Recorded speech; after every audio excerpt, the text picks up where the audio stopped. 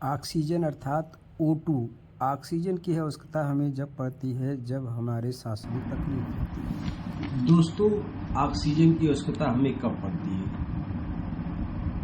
जब हमारे फेफड़े क्षतिग्रस्त हो जाते हैं, उनमें जीवाणुओं या विषाणुओं का संक्रमण बढ़ जाता है, फेफड़ों की ऑक्सीजन सोखने की क्षमता कम हो जाती है, सांस लेने में तकलीफ होती है।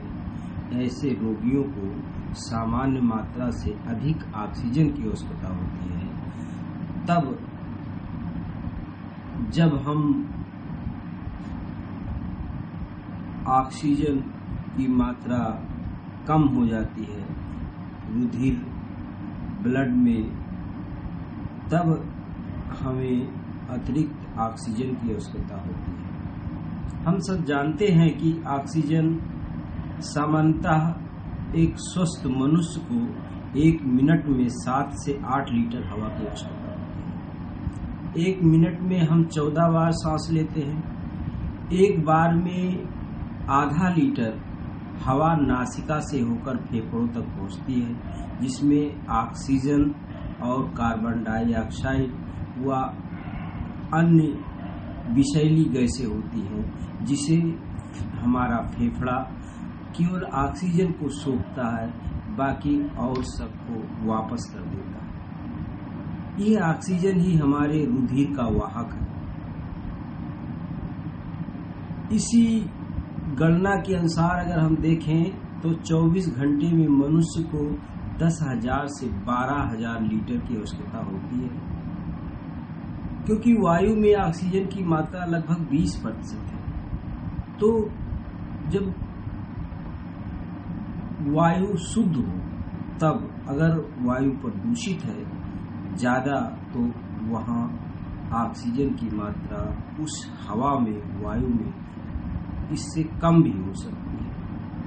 इसके हिसाब से देखें तो प्रतिदिन मनुष्य को लगभग 200 लीटर ऑक्सीजन की आवश्यकता होती है।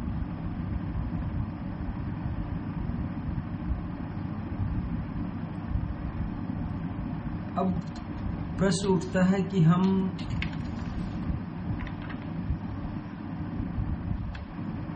रोगी को अतिरिक्त ऑक्सीजन की आवश्यकता कब होती है?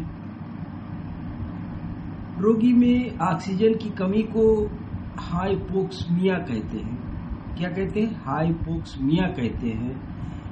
WHO वर्ल्ड हेल्थ ऑर्गेनाइजेशन के अनुसार यदि ऑक्सीमीटर में SpO2 94% से कम होने लगे, या फिर ऐसा कह सकते हैं कि ऑक्सीजन सैचुरेशन 94% से कम है, इस स्थिति में को हाइपोक्सिमिया कहा जाता है।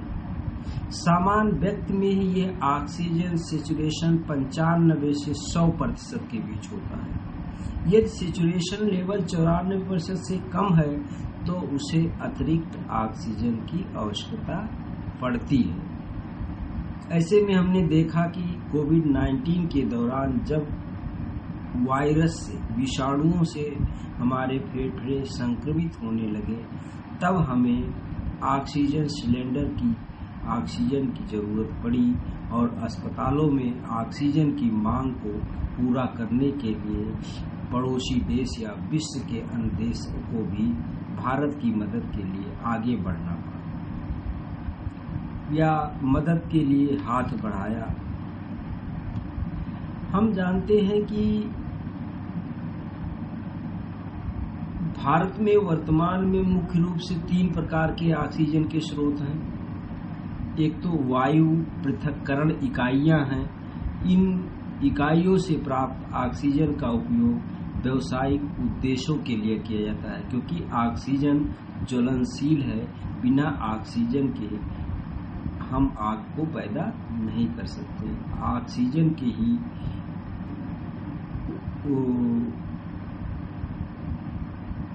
कारण आग जलती है।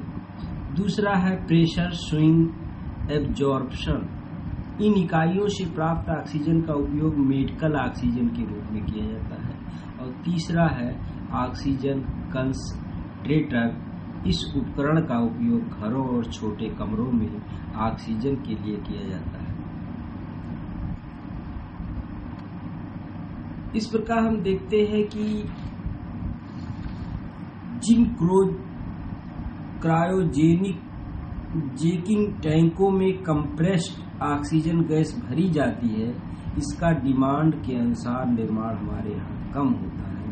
फिर भी हमारी सरकारें प्रयास कर रही हैं कि अधिकतम ये उत्पादन बढ़ाया जाए।